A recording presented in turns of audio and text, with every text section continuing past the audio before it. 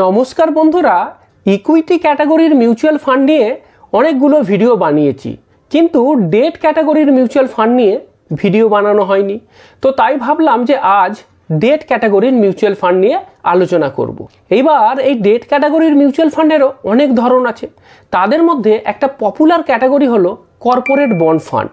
তো আজকের ভিডিওতে আমরা জানব কর্পোরেট বন্ড ফান্ড কী, এটা কিভাবে কাজ করে, এই ফান্ডেতে কারা ইনভেস্ট করতে পারবে, এইখান থেকে কীরকম রিটার্ন পাওয়া যায়, এর অ্যাডভান্টেজগুলো কী কী, ডিসঅ্যাডভান্টেজ কী কী, এর ট্যাক্সেশন রুলটাই বা কীরকম, এবং সবশেষে কতগুলো ভালো কর্পোরেট বন্ড ফান্ড সম্বন্ধেতেও আমরা জানব।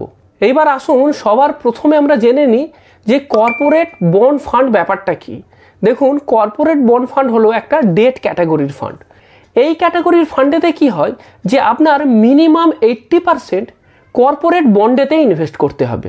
এইবার প্রশ্ন হলো, তাহলে কর্পোরেট বন্ড ব্যাপারটা কি? দেখুন, কর্পোরেটেরও টাকার দরকার হয়, বিভিন্ন কাজে তাদেরও টাকা লাগে। তো এইবার এই টাকাটা তারা কোত্থেকে পাবে? বিভিন্ন ব্যাংক বা ফিনান্সিয়াল ইনস্টিটিউশন থেকে তারা লোন নিতে পারে, কিন্তু এটা ছাড়াও তারা পাবলিকের থেকেও লোন নিতে পারে। তো যখন তারা পাবলিকের থেকে লোন নেবে তখন তারা একটা ইনস্ট্রুমেন্টকে ইস্যু করে, সেই ইনস্ট্রুমেন্টটাকে বলা হয় বন্ড। মনে করুন কোনো কর্পোরেট 100 টাকার একটা বন্ড ইস্যু করলো এবং সেই বন্ডটা আপনি কিনলেন। তাহলে কি হবে যে আপনি তাদেরকে 100 টাকা দিলেন, পরিবর্তে তারা আপনাকে 100 টাকার ওই বন্ডটা দিয়ে দিল, এবং তার সাথে সাথে এই বন্ডটা থেকে কিছু ইন্টারেস্ট পাওয়া যায়, যেটাকে বলা হয় কুপন রেট বা বন্ডের ইন্টারেস্ট রেট। সেটা 7% 8% হতে পারে। তো বছরে আপনি ওই 7 থেকে 8% ইন্টারেস্ট পেতে থাকবেন। এবার বন্ডটা যত দিনের তত বছর আপনি ইন্টারেস্ট পাবেন, এবং যখন বন্ডটা শেষ হয়ে গেল, মানে বন্ডের টেনিওরটা শেষ হয়ে গেল, তখন আপনি আবার সেই আসল যে টাকাটা দিয়েছিলেন সেই টাকাটাও ফেরত পেয়ে গেলেন। তাহলে এক্ষেত্রে আপনি আপনার যে ক্যাপিটালটা আছে সেটাও টেনিওরের শেষে রিটার্ন পেলেন, এবং প্রতি বছর বছর সেইখান থেকে ইন্টারেস্ট পেতে থাকলেন। তো বন্ড এইভাবেই কাজ করে।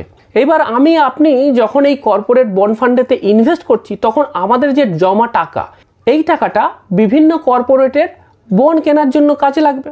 এইবার প্রশ্ন হলো, বন্ড তো কিনলাম, তাহলে মিউচুয়াল ফান্ড থেকে রিটার্নটা কোত্থেকে আসবে? রিটার্নটা আসবে দুভাবে। প্রথম, আমি যে বন্ডগুলো কিনছি বা ওই মিউচুয়াল ফান্ড যে বন্ডগুলো কিনছে, সেই বন্ড তো কুপন রেট বা ইন্টারেস্টটা তো দেবে, তাহলে সেই ইন্টারেস্টটা কাজে লাগছে। আর দ্বিতীয়, যে বন্ডটা কেনা হচ্ছে সেই বন্ডটারও প্রাইস কমতে অথবা বাড়তে পারে। ধরুন একটা বন্ড কেনা হয়েছিল 100 টাকা দিয়ে, এবার এই বন্ডগুলোও না ট্রেডেবল, মানে এই বন্ডগুলো কেনা বেচা চলে।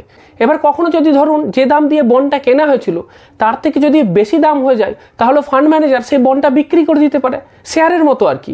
তাহলে সেইখান থেকেও লাভ হলো। তাহলে বন্ড ফান্ড থেকেও দুভাবে লাভ হয়। প্রথম, একটা ইন্টারেস্ট, সেটা থেকে লাভ হচ্ছে, সেটা তো রেগুলার পাওয়া যাবেই, ফিক্সড। আর তারপরেও ক্যাপিটাল গেইন হতে পারে যদি আমি ওই বন্ডটাকে বিক্রি করে দিই। এইবার আরেকটা খুব গুরুত্বপূর্ণ জিনিস, সেটা বন্ড ফান্ডের ক্ষেত্রে খুব ইম্পর্টেন্ট, বিশেষ করে কর্পোরেট বন্ড ফান্ডের ক্ষেত্রে, সেটা হলো আমি যে বন্ডগুলো কিনছি সেই বন্ডের যে কোয়ালিটি, সেটা কিন্তু খুব ইম্পর্টেন্ট। যে কর্পোরেট এই বন্ডটা ইস্যু করে মার্কেট থেকে টাকাটা তুলছে, তাদের ক্ষমতা আছে তো যে তারা প্রতি বছর বছর ওর ইন্টারেস্টটা দেবে, কিংবা বন্ডটার টেনিওর যখন শেষ হয়ে যাবে তখন তো আসল টাকাটা ফেরত দিতে হবে। তো তাদের সেই ক্ষমতা আছে তো। এমন তো নয় যে তাদের ফিনান্সের কন্ডিশন নেওয়ার পরে তারপরেও তারা বন্ড ইস্যু করে দিল আর তারপরে আপনাদের টাকাটা ডুবে গেল। তো সেইটা আমাদেরকে চেক করতে হবে, চেক করে দেখতে হবে যে যারা বন্ড ইস্যু করছে তাদের ফিনান্সিয়াল স্টেবিলিটিটা কেমন। এইবার এই যে কর্পোরেটগুলো আছে তাদের এই ফিনান্সের কন্ডিশনটা কেমন সেটা চেক করা হয় ক্রেডিট রেটিংয়ের সাহায্যে। কতগুলো নিরপেক্ষ সংস্থা আছে, তারা তাদের এই ক্রেডিট রেটিংগুলো পাবলিশ করে। তাদের মধ্যে আছে ক্রিসিল, ICRA, কেয়ার, এরকম। এইবার এই ক্রেডিট রেটিংয়েরও ভাগ আছে, মানে কিছু কিছু ক্ষেত্রে হতে পারে যে সব থেকে ভালো ক্রেডিট রেটিং, তো সেক্ষেত্রে ক্রিসিল সেটাকে AAA বা 3টে A দিয়ে ডিনোট করে। তার একটুখানি নিচে হাই সেফটি, সেটা হলো AA। তার নিচে গেলে A। তার মানে বুঝতে পারছেন যে আমি সব থেকে যদি ভালো সেফটি বুঝি, তার মানে সেটা হচ্ছে AAA রেটেড। তার থেকে একটু নিচে গেলে AA রেটেড, তারপরে নিচে গেলে A, তারপরে B, তারপরে C, এরকম করে রেটিংটা হবে। তো এই কর্পোরেট যে বন্ডগুলো হয় সেইগুলোতে ম্যাক্সিমামটাই আপনার AAA আর AA এই ধরনের বন্ডেতেই ইনভেস্ট হয়।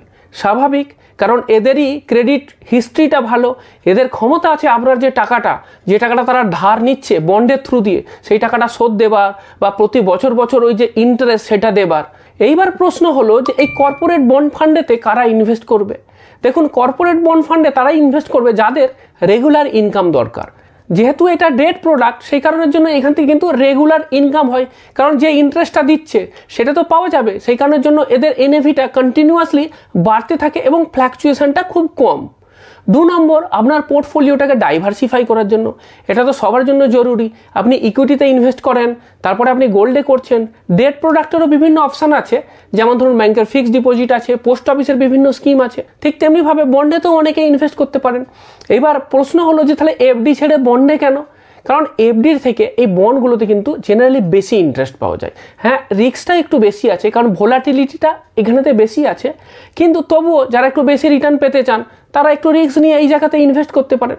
এইবার আমরা জানবো যে কর্পোরেট বন্ড ফান্ডের বিভিন্ন ফিচার্স আর বেনিফিটের ব্যাপারেতে। সবথেকে ইম্পর্টেন্ট প্রথম যেটা, সেটা হলো যে এফডির থেকে কিন্তু এখানে ভালো রিটার্ন পাওয়ার সম্ভাবনা আছে। হিস্টোরিক্যালি যদি দেখা যায় যে কর্পোরেট বন্ড ফান্ডেতে মোটামুটি 1 বছরে 8.5% কাছাকাছি ইন্টারেস্ট পাওয়া গেছে। এফডিতে কোনো ব্যাংকে এত ইন্টারেস্ট দেয় না, বিশেষ করে যেগুলো যদি সরকারি ব্যাংক দেখেন কোথাতেও আপনি 8.5% ইন্টারেস্ট পাবেন না, কিন্তু এইখানে দেখা যাচ্ছে যে 8.5, কোনো ক্ষেত্রে 9% পর্যন্ত 1 বছরে রিটার্ন পাওয়া গেছে। 2 বছরের ক্ষেত্রে দেখা যাচ্ছে যে 7.5 থেকে 7.9% পর্যন্ত ইন্টারেস্ট। 3 বছরে কম, 3 বছরে 6.3%, 5 বছরের ক্ষেত্রে 6.9%, আর 10 বছরের ক্ষেত্রে 7.8% রিটার্ন দিয়েছে এই ফান্ডগুলো। তো জেনারেলি দেখতে পাচ্ছি কি যে আমরা এফডির থেকে এখানে ভালো রিটার্ন পাচ্ছি। দ্বিতীয় যেটা, সেটাও খুব ইম্পর্টেন্ট, সেটা হচ্ছে লিকুইডিটি, যেটা কিনা আপনি এফডিতেও পাবেন না। এক্ষেত্রে কি হচ্ছে যে আপনার যে মিউচুয়াল ফান্ডের ইউনিট, সেটা কিন্তু আপনি যখন খুশি রিডিম করে দিতে পারেন, মানে বিক্রি করে দিতে পারেন। এফডির ক্ষেত্রে কি একটা নির্দিষ্ট টেনিওর আছে, সেই টেনিওরের পরেই আপনি বিক্রি করতে পারবেন। আগে বিক্রি করা যায়, কিন্তু সেক্ষেত্রে আপনাকে পেনাল্টি দেবে, তো সেটা একটা সমস্যা। কিন্তু এক্ষেত্রে কিন্তু আপনার সেরকম কোনো পেনাল্টি লাগে না। জেনারেলি দেখা যাচ্ছে যে ম্যাক্সিমাম ক্ষেত্রে আমি চেক করে দেখছিলাম কোনো কর্পোরেট বন্ড ফান্ডেই কিন্তু এক্সিট লোড নেই। তার মানে আপনি যখন খুশি বেচে দিন, সেই কারণের জন্য আপনাকে পেনাল্টি দিতে হবে না। তো এইটা আপনার কাছে কিন্তু একটা খুব ভালো অপশান, যে আপনি যখন খুশি এটা বিক্রি করে দিলেন, আর বিক্রি করে দেওয়ার পরেতে 2 দিনের পরেতে মানে T+2 ডেজেতে আপনার অ্যাকাউন্ট সেটেল হয়ে যাবে এবং আপনার টাকা আপনার অ্যাকাউন্টেতে চলে আসবে। 3 নম্বর যেটা অ্যাডভান্টেজ, সেটা হচ্ছে লো রিস্ক। আমি বলেইছি যে কর্পোরেট বন্ড ফান্ডেতে আমরা যে কোম্পানির বন্ডেতে ইনভেস্ট করছি সেই কোম্পানিগুলো AA কিংবা AAA রেটেড। তার মানে আগে থেকে আমি জানি যে এই কোম্পানিগুলো ভালো, এদের ডিফল্ট হয়ে যাওয়ার সম্ভাবনা খুব কম। তো সেই কারণের জন্য এখান থেকে রিস্কটাও কমই আছে, মানে এখানে ইনভেস্ট করলে রিস্ক খুব একটা বেশি থাকছে না। তার মানে কি কোনো রিস্কই নেই? সেটা কিন্তু নয়, এখানে কিছু কিছু রিস্ক আছে। সেগুলো কি এইবার বলছি। প্রথম যেটা, সেটা হচ্ছে ইন্টারেস্ট রেট রিস্ক। আমি আপনাকে বলছিলাম যে বন্ড ফান্ডেতে ইনভেস্ট করলে আপনার রিটার্ন আসে 2টো ওয়েতে। প্রথম, বন্ডটাকে যদি আপনি হোল্ড করে রাখেন, প্রতি বছর বন্ড থেকে যে ইন্টারেস্টটা আসছে সেটা আপনি পাবেন, সেটা তো একটা রইল। আর দ্বিতীয় যেটা, সেটা হচ্ছে যে বন্ডটাকেও কেনা বেচা করা হয়। কেউই বন্ডটাকে পুরো টেনিওরের জন্য ধরে রাখে না। 10 বছরের বন্ড কেউ 10 বছর ধরে ওয়েট করে না যে বন্ডটাকে ধরে রেখে দিলাম এবং প্রতি বছর ওই বন্ড থেকে ইন্টারেস্ট পাওয়া যাবে, এরকম হয় না। অনেক ক্ষেত্রে কি হয়, বন্ড কেনা হলো, তারপরে ওই বন্ডের প্রাইস কমে গেলে বা বেড়ে গেলে আমরা বিক্রি করে দিই। জেনারেলি বাড়লেই বিক্রি করব। এইবার বন্ডের প্রাইস আর ইন্টারেস্ট এই দুটো একদমই বিপরীতমুখী। মানে যখন ইকোনমিতে নর্মাল ইন্টারেস্ট রেট বাড়বে তখনই বন্ডের প্রাইস কমে যায়, আর যখন ইন্টারেস্ট রেট কমে তখন বন্ডের প্রাইস বেড়ে যায়। আর যেহেতু আপনার ওই যে বন্ডের প্রাইস এইটা ওঠানামা করছে, তো সেই কারণের জন্য আপনার যে এনএভি মানে নেট অ্যাসেট ভ্যালু যেটা, সেটাও কমবে বাড়বে, কারণ এনএভিটা তো আপনার ওই বন্ডের প্রাইসের উপরেই ডিপেন্ড করছে না। সুতরাং বন্ডের প্রাইস যখন ফ্ল্যাকচুয়েট করবে, আপনার এনএভিও ফ্ল্যাকচুয়েট করবে। কিন্তু হ্যাঁ, এইটা ঠিক, ইকুইটির মতো অত ফ্ল্যাকচুয়েট করবে না, অল্প বিস্তর ফ্ল্যাকচুয়েট করে। আর এই প্রসঙ্গে একটা কথা বলে রাখি, এই যে ইন্টারেস্ট রেট রিস্ক, এটা কিন্তু লং ডিউরেশন বন্ডের ক্ষেত্রেই বেশি দেখা যায়। কেন? কারণ খুবই সহজ, আমি যদি লম্বা টেনিওরের জন্য বন্ডটাতে ইনভেস্ট করি, এই লম্বা টেনিওরের ভেতরেই তো ইন্টারেস্টের ফারাকটা বেশি হবে। যদি 1 বছরের বন্ড হয়, তো 1 বছরের মধ্যে ইন্টারেস্টটা কতটা ফ্ল্যাকচুয়েট করবে, বা কিংবা ধরুন যদি আমি 6 মাসের জন্য বন্ড কিনি, 6 মাসের জন্য ইন্টারেস্ট রেটটা কতটা ফ্ল্যাকচুয়েট করবে। কিন্তু সেটা যদি 10 বছরের হয়, তখন কিন্তু ইন্টারেস্ট রেটটা ফ্ল্যাকচুয়েট হওয়ার চান্স বেশি। তো সেই কারণের জন্য সেই বন্ডের ক্ষেত্রে ইন্টারেস্ট রেট রিস্কটাও বেশি আসবে। 2 নম্বর যেটা, সেটা হচ্ছে ক্রেডিট রিস্ক। আমি আগে বলেইছি যে ক্রেডিট হিস্ট্রি দেখে, ক্রেডিট রেটিং দেখে তারপরে ইনভেস্ট করা হবে। কিন্তু এই ক্ষেত্রে একদম তো বলতে পারি না 100% শিওর হয়ে যে এই যে এই বন্ডটা ডিফল্ট করবে না, বা যে কোম্পানি এই বন্ডটা ইস্যু করছে তারা ডিফল্ট করবে না, এটা তো 100% বলা যায় না। সুতরাং সেখানে কিন্তু একটা রিস্ক থেকেই যাচ্ছে। 3 নম্বর যেটা, সেটা হচ্ছে লিকুইডিটি রিস্ক। লিকুইডিটি রিস্ক মানে কি? মানে যে বন্ডগুলোতে ইনভেস্ট করা হচ্ছে সেই বন্ডগুলো তো আমি বলেছি যে ট্রেডিং হয়, সেগুলোকেও কেনা বেচা চলে। এবার ধরুন এমন একটা বন্ড কেনা হলো যে বন্ডটাকে বিক্রি করা যাচ্ছে না, মানে অন্য কেউ সেই বন্ড নিতে চাইছে না। হতে পারে যে বন্ডের ইস্যুয়ার ছিল সেই কোম্পানিটা দেউলিয়া হয়ে গেছে, তখন আর তার বন্ড কে কিনবে? কারণ তাদের বন্ড কিনে তো লাভ নেই, প্রিন্সিপালও পাওয়া যাবে না, ইন্টারেস্টও পাওয়া যাবে না। তাহলে সেই ধরনের বন্ডকে বিক্রি করা খুব মুশকিল, সেগুলো আনলিকুইড, তো সেই রিস্কটা থেকে যাচ্ছে। আর যেটা থাকে সেটা হচ্ছে মার্কেট রিস্ক। সেটা জেনারেল ইকোনমিতে সমস্ত ধরনের ফান্ডের ক্ষেত্রেই হয়, ইকুইটিতেও হয়, ডেট ফান্ডেও হতে পারে। ইকোনমিক কন্ডিশনের উপর ডিপেন্ড করছে, পলিটিক্যাল ইভেন্টস, গ্লোবাল ট্রেন্ডস, এইগুলো জেনারেল মার্কেট কন্ডিশন। সেইগুলো ফেভারেবল হলে বন্ডের ক্ষেত্রে তার দাম বাড়বে, যদি বন্ডের ক্ষেত্রে সেটা আনফেভারেবল হয় তাহলে তার দাম কমবে।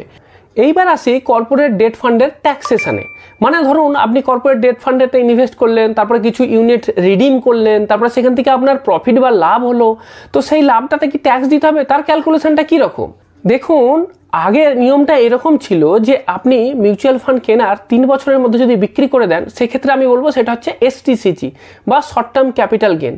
তার ট্যাক্সেশনটা হলো যে আপনি যেটা গেন পাচ্ছেন, সেই যে টাকাটা, যে লাভটা হলো, সেটা আপনার জাস্ট ইনকামের সাথে যোগ হয়ে যাবে এবং আপনার নিজের যে ট্যাক্স স্ল্যাব আছে সেই ট্যাক্স স্ল্যাব রেট অনুযায়ী আপনাকে ট্যাক্স দিতে হবে।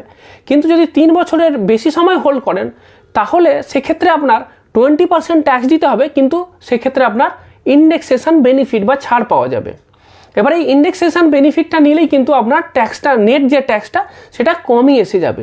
এইবার এইগুলো ছিল আগের রুল। এই বছর 2024-25-এ ফিনান্স মিনিস্টার বাজেটের সময় এই ট্যাক্সটার পরিবর্তন করে দিয়েছেন।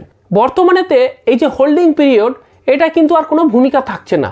আগে যেমন বলছিলাম না যে 3 বছরের আগে হলে শর্ট টার্ম ক্যাপিটাল গেন, 3 বছরের পরে লং টার্ম ক্যাপিটাল গেন, আলাদা আলাদা ট্যাক্সেশন, আলাদা আলাদা রেট, এখন কিন্তু আর নেই। এখন আপনি 1 বছরেই বিক্রি করুন, 1 মাস পরেই বিক্রি করুন, 10 বছর পরেই বিক্রি করুন, কিছু এসে যায় না। আপনি যেটা গেন করছেন সেই গেনটা আপনার ট্যাক্সেবল ইনকামে যোগ হবে এবং আপনার ট্যাক্স স্ল্যাব রেট অনুযায়ী আপনাকে ট্যাক্স দিতে হবে। এইবার আপনাকে একটা এক্সাম্পল দিয়ে বুঝিয়ে দিই। মনে করুন আপনি নিউ ট্যাক্স স্ল্যাব যেটা আছে সেই অনুযায়ী ট্যাক্স ভরছেন। তো নিউ ট্যাক্স স্ল্যাবের রেটটা কীরকম? যে আপ টু 3 লাখ ইনকাম কোনো ট্যাক্স দিতে হবে না, 3 লাখ থেকে 7 লাখ টাকা পর্যন্ত আপনাকে 5% ট্যাক্স দিতে হচ্ছে, 7 লাখ 1,000 থেকে 10 লাখ 10%, এটা তো ট্যাক্স রেট। এইবার মনে করুন যে সমস্ত ডিডাকশান যেগুলো অ্যাপ্লিকেবল আছে সেগুলো বাদ দিয়ে আপনার মিউচুয়াল ফান্ডের যে গেন হলো সেই গেনটার সাথে আপনার যে ইনকাম সেগুলো যোগ করে এই 7 লাখ থেকে 10 লাখ এই যে রেঞ্জ, এর মধ্যে যদি আসে তাহলে আপনার এই ডেট মিউচুয়াল ফান্ড থেকে যে লাভটা হলো তার জন্য কত ট্যাক্স দিতে হচ্ছে? 10% ট্যাক্স দিতে হচ্ছে, কারণ এখন আপনি 10% ট্যাক্স স্ল্যাবে আছেন। আবার সেই আপনি আপনার যে স্ট্যান্ডার্ড ডিডাকশান যেটা আছে সেটাকে বাদ দিয়ে দিলাম, সেটা বাদ দেওয়ার পরে আপনার মিউচুয়াল ফান্ড থেকে যে গেন হলো সেইটা প্লাস আপনার যে ইনকাম, সেই ইনকামটা যোগ করে যদি 15 লাখের বেশি হয়ে যায় তাহলে আপনার ওই ডেট মিউচুয়াল ফান্ড থেকে যে গেনটা হলো সেটা 30% ট্যাক্সের আওতায় পড়ে গেল। সুতরাং বুঝতেই পারছেন যে আপনার ইনকামের উপর ডিপেন্ড করছে যে আপনার কতটা ট্যাক্স দিতে হচ্ছে। এইবার এই বছর এই রুলটা কেন এনেছে জানেন? এর পিছনেও কারণ আছে। কারণটা কি? দেখুন, এই ডেট ক্যাটাগরির মিউচুয়াল ফান্ড আর ব্যাংকের ফিক্সড ডিপোজিট, বুঝতেই পাচ্ছেন দুটো একই ধরনের ইনভেস্টমেন্ট, দুটোতেই ইন্টারেস্ট মোটামুটি একই ধরনের পাওয়া যায়। এইবার এফডির ক্ষেত্রে তো নিয়মটা এটাই ছিল যে এফডির যা ইন্টারেস্ট, সমস্ত ইন্টারেস্টটাই আপনার ট্যাক্সেবল ইনকামে যোগ হবে এবং আপনার ইনকাম ট্যাক্স স্ল্যাব অনুযায়ী আপনাকে ট্যাক্স দিতে হবে। কিন্তু মিউচুয়াল ফান্ডের ক্ষেত্রে আগের রুলটা ছিল অন্য। 3 বছরের বেশি যদি হোল্ড করে নিই তাহলে কি হতো যে আপনার 20% ট্যাক্স দিতে হতো ঠিকই, কিন্তু সেখানে ইন্ডেক্সেশন বেনিফিট থাকতো। এইবার মনে করুন কোনো ব্যক্তি যাদের ইনকামটা একটু বেশি, ধরুন 15-20 লাখের ইনকাম, তো তারা কি করতেন যে এই ডেট ক্যাটাগরির মিউচুয়াল ফান্ডেতে ইনভেস্ট করতেন এফডির বদলেতে। এইবার সেখান থেকে যে রিটার্নটা পাওয়া যেত সেই রিটার্নের উপর ইন্ডেক্সেশন বেনিফিটটা অ্যাপ্লিকেবল হতো। তারপরেও 20% ট্যাক্স দিলেও দেখা যেত যে নেট যেটা এফেক্টিভ ট্যাক্স রেট সেটা হয়তো 10-15% হয়ে যেত, আর এফডিতে ইনভেস্ট করলে তাকে 30% দিতে হতো। তো তারা কি করতেন? ম্যাক্সিমামটা এই ডেট ফান্ডে ইনভেস্ট করতেন এবং এফডি সেইখানেতে ইনভেস্টমেন্টটা কমে যেত।